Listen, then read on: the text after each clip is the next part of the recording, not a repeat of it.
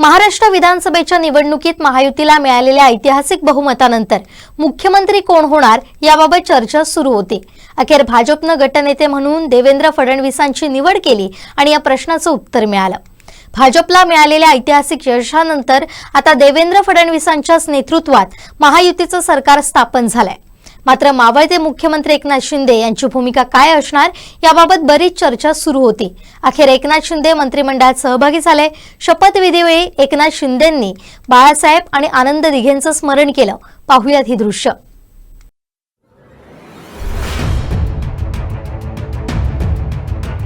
हिंदू हृदय सम्राट बाळासाहेब ठाकरे यांना वंदन।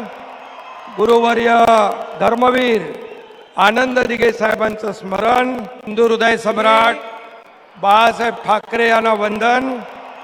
गुरुवर्य धर्मवीर आनंद दिघे साहेबांचं स्मरण। आणि देशाचे कर्तबगार आणि लोकप्रिय प्रधानमंत्री नरेंद्र मोदीजी व देशाचे कणखर गृहमंत्री अमित भाई शाह यांच्या भक्कम पाठिंब्याने आशीर्वादाने तसेच राज्यातील 13 कोटी जनतेच्या आशीर्वादाने मी एकनाथ गंगूबाई संभाजी शिंदे ईश्वर साक्ष शपथ घेतो की कायद्याद्वारे स्थापित झाले आहे अशा भारताच्या संविधानाबद्दल मी खरी श्रद्धा व निष्ठा बाळगीन। मी भारताची सार्वभौमता व एकात्मता उन्नत राखीन।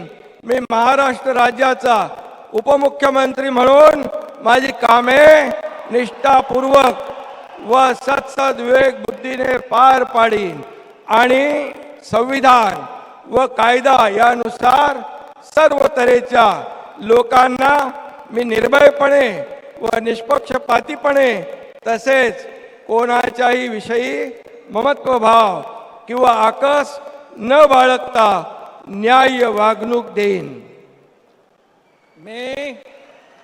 मी एकनाथ गंगूबाई संभाजी शिंदे ईश्वर साक्ष शपथ घेतो की महाराष्ट्र राज्याचा उपमुख्यमंत्री म्हणून माझ्या विचारार्थ आणली जाईल किंवा मला ज्ञात होईल अशी कोणतीही बाब असा उपमुख्यमंत्री म्हणून माझी कामे यथायोग्य पार पाडण्यासाठी आवश्यक असेल ते खेरीज करून एरवी मी कोणत्याही व्यक्तीला किंवा व्यक्तींना प्रत्यक्षपणे व अप्रत्यक्षपणे कळवणार नाही किंवा त्यांच्याकडे उघड करणार नाही।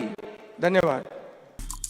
आमचे दिवसभरातले सर्व अपडेट्स, ताज्या घडामोडी आणि थेट लाईव्ह पाहण्यासाठी सबस्क्राइब करा, लाईक करा कोकणचं नंबर 1 महा चॅनल कोकण।